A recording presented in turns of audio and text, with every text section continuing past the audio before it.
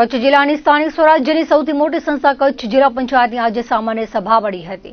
જિલ્લા પંચાયતના પ્રમુખ જનકસિંહ જાડેજા, જિલ્લા વિકાસ અધિકારી ઉત્સવ ગૌતમની ઉપસ્થિતિમાં મળેલી સામાન્ય સભામાં અનેક મહત્વપૂર્ણ ઠરાવોની બહાલી અપાઈ હતી।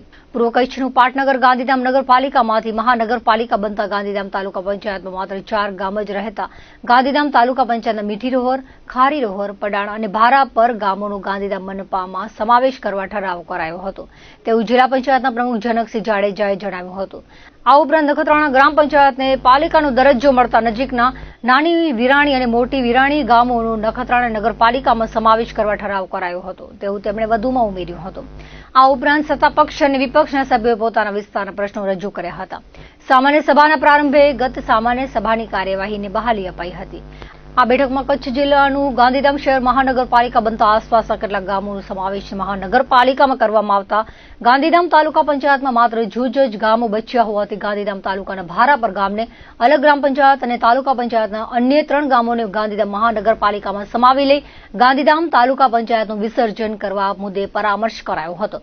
ગાંધીધામ તાલુકાના કિડાણા જૂથ ગ્રામ પંચાયતમાં સમાવિષ્ટ મહેસૂલી ગામ ભારાપરને સ્વતંત્ર ગ્રામ પંચાયત જાહેર કરવા ઠરાવ કરાયો હતો। 15મા નાણાં પંચ અંતર્ગત મંજૂર થયેલ કામોમાં SOR વધવાના કારણે ખૂટતી રકમને બહાલી અપાઈ હતી। સાથે જ 15મા નાણાં પંચ જિલ્લા કક્ષાના આયોજનમાં સૂચિત ફેરફારોને બહાલી અપાઈ હતી। આ સામાન્ય સભામાં અબડાસાના ધારાસભ્ય પ્રદ્યુમનસિંહ જાડેજા અને માંડવીના ધારાસભ્ય અનિરુદ્ધ દવે પણ ઉપસ્થિત રહ્યા હતા અને મહત્વપૂર્ણ ચર્ચામાં ભાગ લીધો હતો। ખાસ કરીને ભુજ નારાયણ સરોવર રોડ, કચ્છની કેટલીક શાળાઓમાં શૌચાલયના અભાવ કે ગંદકી, શિક્ષકોની ઘટના મુદ્દાઓ પ્રશ્નોત્તરી કાળમાં પ્રમુખ સ્થાને રહ્યા હતા। નખત્રાણા તાલુકાના ગજણસર ગામને લુડબાય જૂથ પંચાયતના સમાવિષ્ટ ગામોમાંથી કમી કરી આમારા ગ્રામ પંચાયતમાં સમાવિષ્ટ કરવા કચ્છ જિલ્લા પંચાયત અને હાઈકોર્ટ તથા જિલ્લા કક્ષાની વકીલોની પેનલ અને તેમના ફીના ધોરણો નક્કી કરવા ગાંધીધામ મહાનગરપાલિકા બનતા તેમાં સમાવેશ ન થયેલ ગાંધીધામ તાલુકાની ગ્રામ પંચાયતોના તમામ ગામોનો વિસ્તાર ગાંધીધામ મહાનગરપાલિકામાં ભેળવવા પરામર્શ કરાયો હતો।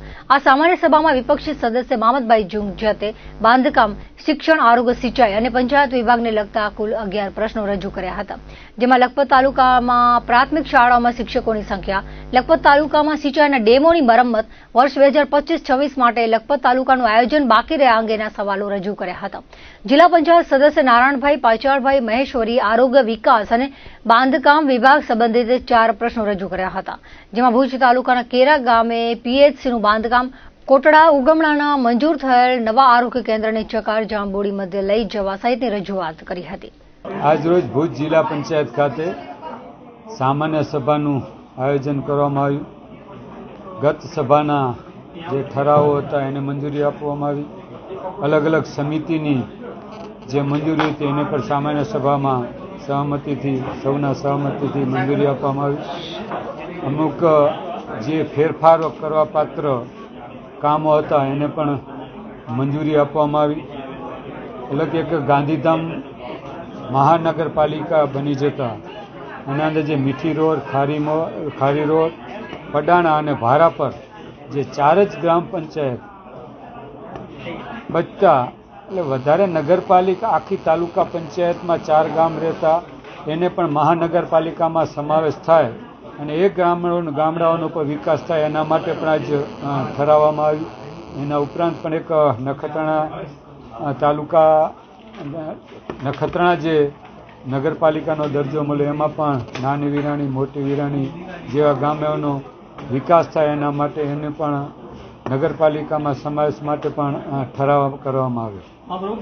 કેટલા પ્રશ્નો આજે પૂછાયા અને ખાસ અધ્યક્ષસ્થાનેથી કયા અધ્યક્ષસ્થાનેથી જે તમને અત્યારે વાત કરી કે એક ખરીદી, વાહનની જે ખરીદી જિલ્લા પંચાયતના અધિકારીઓ માટે વાહનની ખરીદીની પણ અધ્યક્ષસ્થાનેથી લેવામાં આવ્યું હતું। ગાંધીધામ નગરપાલિકાની જે અંદર મહાનગરપાલિકાની અંદર ગામડાનો સમાવેશ કરવામાં આવે છે એ પણ અધ્યક્ષસ્થાનેથી લેવા, વિવિધ મુદ્દાઓ પણ અધ્યક્ષસ્થાનેથી લેવામાં આવે છે। સામાન્ય સભાની અંદર વિરોધ દર્શાવ્યો એક કોંગ્રેસની વિચારધારા, કોંગ્રેસની જે દાદાગીરી છે એ દાદાગીરી કહેવામાં આવે। વિરોધ પક્ષે વિરોધ અવશ્ય કરવો જોઈએ।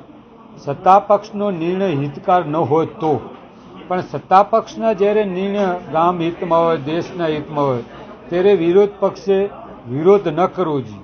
અને અથવા વિરોધ કરવો હોય તો જિલ્લા પંચાયતની બારે જિલ્લા પંચાયતના પ્રમુખ, ધારાસભ્ય, સંસદ સભ્ય અનેક પાસે રજૂઆત કરી શકાય છે. પણ એમને પોતાની જે આગવી દાદાગીરી બતાવીને સામાન્ય સભામાં આવી અંદર ઘૂસીને જે માઇક તોડવાનું કામ કર્યું છે, અમારા પૂર્વ જિલ્લા પંચાયતના પ્રમુખ માથે માઇક ફેંકવાનું કામ કર્યું છે, એ જે અયોગ્ય વર્તન કર્યું છે એ યોગ્ય ન કહેવાય. વિરોધ પક્ષે વિરોધ કરવો જોઈએ, પણ ક્યારે કરવો જોઈએ એમને શું સંબંધ નથી. એમને એમાં કસૂરવાર નથી. કોંગ્રેસનો ભૂતકાળની અંદર પણ દાદાગીરી રહી છે, એ જ વર્તમાનમાં રહી છે, પણ એમને હવે ખ્યાલ નથી કે આ પ્રજા લોકશાહીની અંદર સાચી રીતે વિરોધ કરવો જોઈએ, કોઈ દાદાગીરી કરવી જોઈએ નહીં. કચ્છ જિલ્લા પંચાયતની સામાન્ય સભા ચાલી રહી હતી ત્યારે પ્રશ્નોત્તરી કાળ વખતે કચ્છ જિલ્લા કોંગ્રેસના કાર્યકર્તાઓનું મોટું જૂથ કચ્છના પ્રાથમિક શિક્ષણ વિભાગમાં શિક્ષકોની ઘટ મુદ્દે રજૂઆત કરવા ધસી આવ્યું હતું. આ વેળાએ જિલ્લા પંચાયતની સામાન્ય સભામાં ભારે અરાજકતા સર્જાઈ હતી. રજૂઆતકર્તાઓએ ઝપાઝપી કરી જિલ્લા પંચાયતના માઇક તોડી પડાયા હતા. સત્તા પક્ષ અને વિપક્ષ વચ્ચે ઉગ્ર બોલાચાલી બાદ ઝપાઝપીના દ્રશ્યો જિલ્લા પંચાયતની સામાન્ય સભામાં જોવા મળ્યા હતા. સામાન્ય સભા વખતે કોંગ્રેસનું પ્રતિનિધિ મંડળ કચ્છના પ્રાથમિક શિક્ષક વિભાગમાં 9,496 શિક્ષકોના મહેકમ સામે 4,745 શિક્ષકોની ઘટથી છાત્રોના અંધકારમય ભાવિ અંગે રજૂઆત કરવા પહોંચ્યું હતું. જિલ્લા પંચાયતની સામાન્ય સભામાં આ મુદ્દાને રજૂ કરવા માંગ કરી હતી. સત્તાપક્ષ અને વિપક્ષી સભ્યો વચ્ચે ઉગ્ર બોલાચાલી થતા માહોલ ગરમાયો હતો. એક સમયે સત્તાપક્ષ અને વિપક્ષી કાર્યકર્તાઓ વચ્ચે ઝપાઝપી થતા પશ્ચિમ કચ્છ પોલીસે મોરચો સંભાળ્યો હતો. પશ્ચિમ કચ્છ ડીવાયએસપી ભુજ એ ડિવિઝન પીઆઈ, એલસીબી પીઆઈ સહિતના અધિકારીઓના નેતૃત્વમાં પોલીસ દ્વારા ધાંધલ ધમાલ કરી રહેલા કાર્યકર્તાઓને ટીંગાટોળી કરી બહાર લઈ જવાયા હતા. પોલીસે 40 જેટલા કાર્યકર્તાઓની અટકાયત કર્યા બાદ જિલ્લા પંચાયતની સામાન્ય સભાની કાર્યવાહી આગળ ધપી હતી. કચ્છ જિલ્લા પંચાયતની સામાન્ય સભામાં કોંગ્રેસના કાર્યકર્તાઓ દ્વારા કરવામાં આવેલ હોબાળાને જિલ્લા પંચાયતના પ્રમુખ જનકસિંહ જાડેજાએ સસ્તી પ્રસિદ્ધિ માટે કોંગ્રેસના હવાતીયા સમાન ગણાવ્યા હતા. કચ્છમાં શિક્ષકોની ઘટ નિવારો રાજ્ય સરકારે ઐતિહાસિક નિર્ણય લઈ કચ્છને 4,100 શિક્ષકો ફાળવ્યા છે. કચ્છમાં શિક્ષકોની ઘટ નિવારવા કાર્યવાહી થઈ રહી છે ત્યારે કોંગ્રેસે મીડિયામાં ચમકવા માટે સસ્તી પ્રસિદ્ધિ મેળવવા લોકશાહીને ન શોભે તેવું કૃત્ય કર્યું છે તેવું તેમણે વધુમાં જણાવ્યું હતું. કચ્છની ગ્રામ્ય સાંસદ કહેવાય એવી જિલ્લા પંચાયતની સામાન્ય સભામાં જ્યારે કચ્છમાં 40% જેટલા શિક્ષકોની ઘટ હોય, કેટલી સ્કૂલો મર્જ થવાના લીધે બંધ થઈ ગઈ છે, બાળકોને દૂર દૂર સ્કૂલમાં જવું પડે છે. આ પ્રશ્ન લાંબા સમયથી છે. જિલ્લા પંચાયતના સત્તાધીશોને ખબર છે, ભારતીય જનતા પાર્ટીના ધારાસભ્યોને પણ આ પ્રશ્નની ખબર છે, પરંતુ એ લોકો તો સરકાર સામે નથી બોલી શકતા. એમને જગાડવા માટે કોંગ્રેસ પક્ષ દ્વારા સામાન્ય સભામાં જ્યારે રજૂઆત કરવાનો પ્રયાસ કરવામાં આવ્યો ત્યારે જિલ્લા પંચાયતના પ્રમુખ એમ કહેતા હોય કે બસ હવે ફોટા પડી ગયા તો જાઓ. એટલે ભારતીય જનતા પાર્ટીની માનસિકતા એવી છે કે ગમે તે કાર્યક્રમ હોય ફોટા પડાવી લો એટલે કાર્યક્રમ થઈ ગયો, પરંતુ કોંગ્રેસની એવી માનસિકતા નથી. કોંગ્રેસ પરિણામ સુધી જવા માંગે છે. કચ્છમાં જે શિક્ષકોની ઘટ છે એ ગમે તે ભોગે લડીને જેલમાં જઈને કે ગમે તે પરિણામ ભોગવીને પણ અમે કચ્છને શિક્ષકો અપાવીને રહેશું, એ અમે નેમ સાથે આજે ગયા હતા અને હજી પણ અમારો આ પ્રયાસ ચાલુ રહેશે. કેમ આજે અમે જિલ્લા પંચાયતમાં કચ્છના શિક્ષણ મુદ્દે કચ્છની શાળાઓમાં શિક્ષક નથી અને ભારતીય જનતા પાર્ટી બેટી પઢાઓ બેટી બચાવના નારા લગાવે છે તેમજ કચ્છને શિક્ષિતથી વંચિત રાખ્યા છે.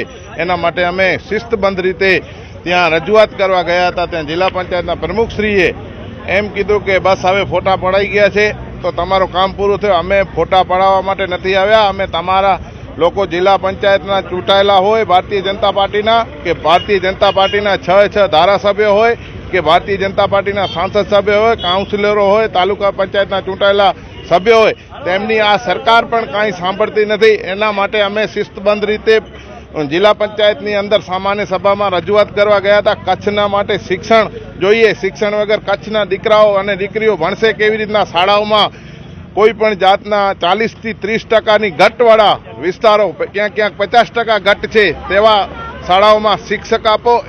એના માટે અમે ગયા હતા. જિલ્લા પંચાયતની સામાન્ય સભાની અંદર વર્ષોથી કોંગ્રેસ પક્ષ દ્વારા રજૂઆત કરવામાં આવે છે કે ભાઈ શિક્ષકોની કચ્છની અંદર ઘટ છે. અવારનવાર અમે રજૂઆતો કરી, ડીડીઓ સમક્ષ કરી છે, કલેક્ટરશ્રી સમક્ષ કરી છે અને એમને કીધેલું કે ભાઈ તાત્કાલિક ધોરણે જે શિક્ષકોની ઘટ છે એ પૂરી કરો. અમે પહેલાં પણ જે ડીઓ સાહેબ છે એની પાસે પણ માહિતી માગી હતી તો કે બસ હવે 28 તારીખને અમારી જે છે એ બધી શિક્ષકોની ભરતી પૂરી થઈ જશે. પણ આજ તારીખ સુધીની અંદર 3000 શિક્ષકોની ઘટ છે. તે ઉપરાંત 1000 ને પાછા છૂટા કર્યા. એટલે જે 3 અને 1000 જે છૂટા કરે 4000 થયા. આપ સૌ જાણો છો તેમ જિલ્લા પંચાયતની અંદર એમના ચૂંટાયેલા શિક્ષણ સમિતિના ચેરમેને ઠરાવ કર્યો હતો કે જ્યાં સુધી ભરતી પૂરી ન થાય ત્યાં સુધી છૂટા નથી કરવાના.